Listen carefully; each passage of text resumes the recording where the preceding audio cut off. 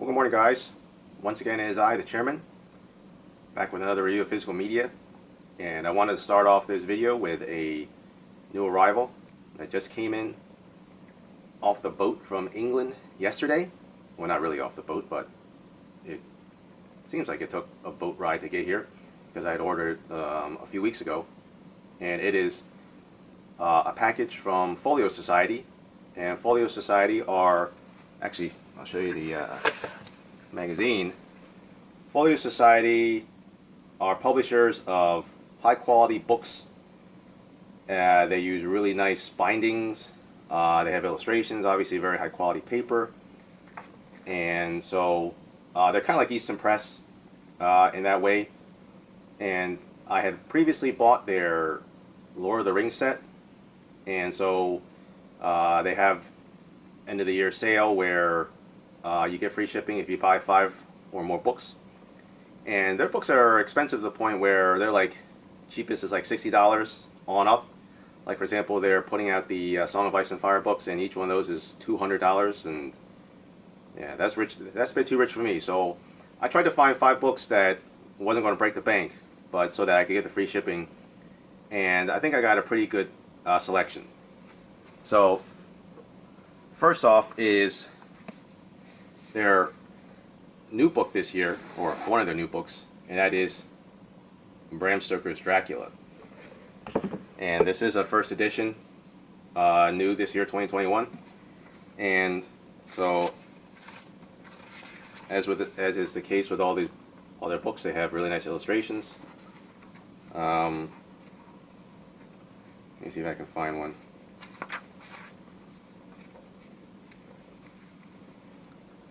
Yeah, they just have illustrations spread throughout. So the thing with Dracula is that it doesn't really have chapters. It's not written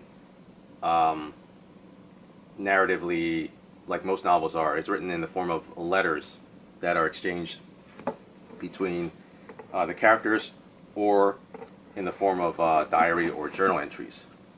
So I've never read it myself, but I'd imagine the way it reads is you kind of have to keep track of what one person is saying, and then you have to remember, oh, okay, this person mentioned this.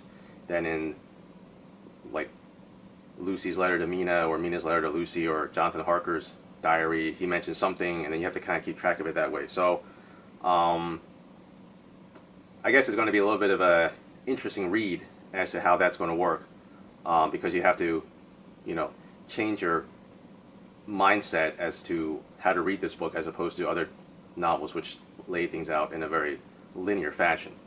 Other book I got was Arthur C. Clarke's Rendezvous with Rama. And as you can tell, each book comes with a really nice slipcase. We in the physical media world love our slipcases. And so, another illustration. There's only 5 illustrations in here.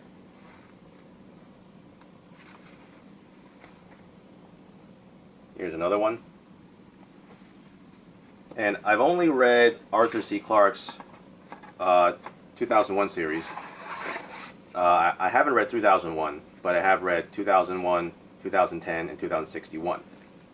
And so finally, to round off the books, are 3 of the Ian Fleming James Bond novels. And so they have, I think they have all of his novels up to Man with a Golden Gun. And so the books that I chose were Casino Royale, From Russia with Love, and On Her Majesty's Secret Service. And so I've read all of the Ian Fleming Bond novels, except for The Man with the Golden Gun. I don't have many of them now because, over time they've been lost. So I said, let me get a few of those. And the reason I picked these 3 was because each of these books represents the beginning of a new chapter in the Ian Fleming Bond series, starting with Casino Royale, obviously the first novel, So it represents the beginning of Bond's, I guess, young era, or the beginning era as Bond, where he's still relatively energetic, he's still enthusiastic about the job, he's at his most ruthless and cruel, if you will, because if the one thing that comes through in the books more so than in the films is that Bond is far more ruthless and cruel than he is in the novels than he is in the films. So then as we get along and we go through Casino Royale, Live and Let Die, Moonraker, Diamonds Are Forever, then we get to From Russia with Love. And the reason why From Russia with Love represents a beginning, the beginning of a new chapter, is that, well, it's a really good novel. A lot of people regard it as one of Fleming's best. And I think it's a really good novel too, because it kind of sets Bond in an interesting position, because at the end of Diamonds Are Forever, he and Tiffany Case actually live together, but then that breaks up. So the beginning of From Russia with Love is kind of him recovering from that breakup. And also the interesting thing about From Russia with Love is that it's the first Bond novel in which the enemy directly targets Bond. And so there's this long part in which there's a discussion with high-ranking Soviet intelligence officials actually targeting Bond, and there's a file that they read, his dossier, that for the first time gives a very detailed description of Bond himself, because we hadn't had that before. We had bits and pieces of Bond's life and what he looked like, and oh, this is the cover of the slipcase. What he looked like, what he was, his habits, and just his general personal profile. And so here's a picture of Rosa Klebb and Tatiana Romanova. It's interesting to look at these pictures because we always picture them looking the way they do in the films, whereas, oh, and here's the meeting of those Soviet intelligence officials. And so it's interesting because they treat Bond very matter-of-factly, and not in a you know, and it's the first time that we're actually seeing Bond kind of being talked about third person, or rather I should say one of the few times. And so that was also the reason why I picked From Russia with Love. And then so after From Russia with Love, we kind of start, I don't know why this is not fitting into the slipcase here. There we go.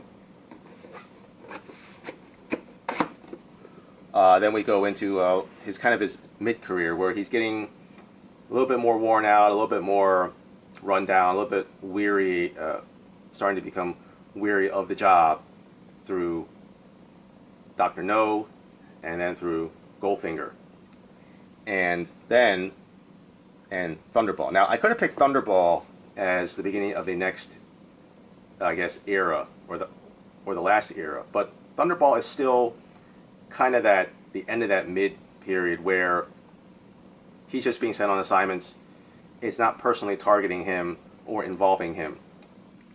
And also, but then also significantly, Thunderball is the first of the Spectre trilogy, where we're introduced to Spectre as his main antagonist. But the reason why I picked On Her Majesty's Secret Service is because then this is Bond still continuing to go after Spectre and Blofeld, but also there's a personal element of him meeting his future wife, the Contessa Teresa de Vincenzo. So this is the cover of On Her Majesty's Secret Service. Oops, I'm sorry, I grabbed Casino Royale. Sorry, this is On Her Majesty's Secret Service. Sorry about that. And then we have the The famous shot of the Piz Gloria, Blofeld's headquarters in the Swiss Alps, and there's a shot of Tracy, and it's interesting because we usually don't think of her as being a blonde, but because we're used to Dinah Rigg's portrayal, and Dinah Rigg wasn't blonde, but I guess she was in the book.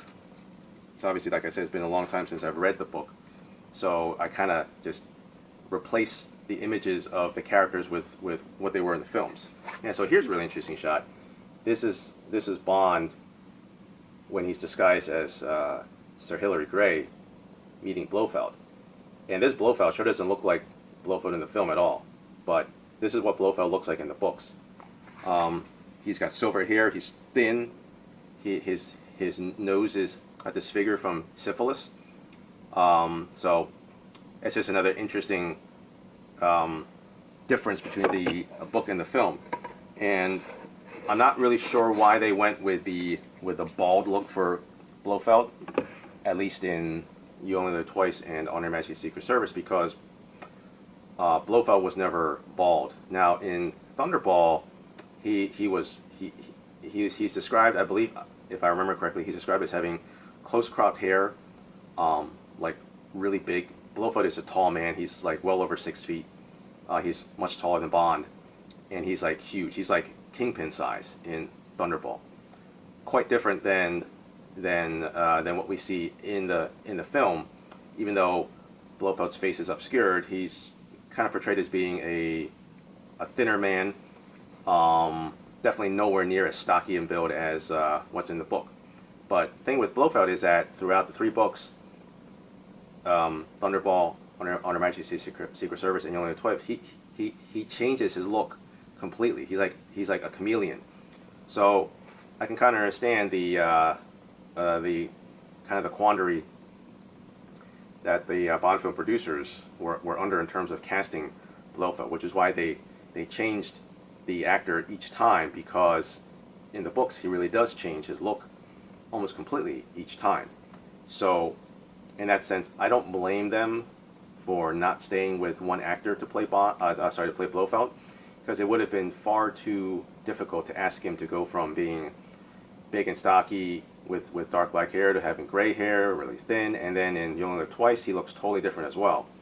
So, you know, there's that. But anyway, Folio Society, I obviously wouldn't recommend this to everyone, and me personally, I'd probably only buy from them at most once a year, something like this, because the regular books, because each book is just way too expensive to justify buying for the shipping. But you know, you get the really nice quality. You get them in probably the best edition that you're going to find. And if you're a book lover, if you particularly like books, or even if there are just a few books that you like, that you really want to get a really nice version of, like for example Lord of the Rings or Song of Ice and Fire, and they have other stuff as well. They have Dune. You know, you can check out their website, and there's probably a book in there for you. But anyway, I want to get to some audiovisual physical media, and so I mentioned that I had purchased 2 of Uncle Jess's films as part of a recent purchase from Kino, and so went through and watched Daughter of Dracula. Now I had seen this on streaming, but this film is in pretty bad condition. It's obviously not restored, because I don't think it could be restored. Every frame is covered with damage on it, marks, the usual things that you expect from a very poorly kept film element, whether it be the negative or prints. I have no idea what the source of this transfer was, but clearly it was in such a poor condition that there was no attempt made to restore it. So, you know, it is what it is. It's the centerpiece is kind of this lesbian vampire relationship that you see displayed on the cover here, and really it's another one of those Uncle Jess films that you just fast forward to the good parts. You know, you don't really care about what the story is. it's kind of irrelevant. And the same goes for this film, Nightmares Come at Night. And this is actually a, well, Uncle Jess probably had dozens upon dozens of lost, quote unquote, lost films, but this definitely was apparently lost because apparently it was only shown once in one theater in Belgium, and then it was thought to have been lost forever. That's kind of the theme. Like I said, that's kind of the theme with his films. He's made so many films that there's no way to catalog them all together. There's probably some films that have literally been lost. So anytime that one is found, it's like you find a lost treasure. You know, it's like you didn't even know you were looking for it, and boom, it's there. So this one has Diana Loris, and Diana Loris, I think, has only been in one film of his that I'm aware of. But yeah, she's obviously a very welcome addition to this film because, well, she's very well endowed and she's frequently naked in this film. The one bit of false advertising is Soledad Miranda. Soledad Miranda is in this film, but I have no idea why she's in this film. All she does is like stare across at the house where most of the action is taking place. She's in another house, lounging around with her boyfriend, which is the same guy from Vampiros Lesbos, and then they just get killed in the end. And Soledad doesn't even get naked. It's the most useless, like, nonsensical. Why is she even in there? Why is she even in the film? Yeah. So I don't know. I mean, it is in better shape than Daughter of Dracula, film stock wise, but you know, it's still a good film to watch because there is a lot of other female nudity, but not Soledad Miranda, if that's what you're looking for. So don't be confused, don't be misled, thinking that this is a Soledad Miranda led film. It is not. So, you know, buyer be warned. So then we also watched through Blade, or sorry, I just want to talk about Free Guy first. So we did watch Free Guy, and you know, audiovisually, there's really nothing to say about it. It's a new film, so it's going to look fine. It was a fun film, very interesting. Another very interesting kind of take on gamer culture. I don't think that you need to be a very knowledgeable about video games and all that to like the film. I mean, it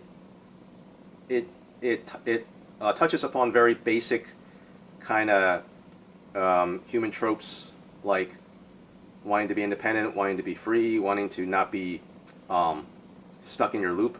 And it's interesting because, you know, we hear about the kind of breaking out of loop thing from Westworld, and there is a little bit of a kind of nod to that Westworld idea. I mean, obviously the film is nowhere near as dark and bloody as Westworld, but in the same way as, like, say, one of the NPCs in Westworld would want to break out of his or her loop,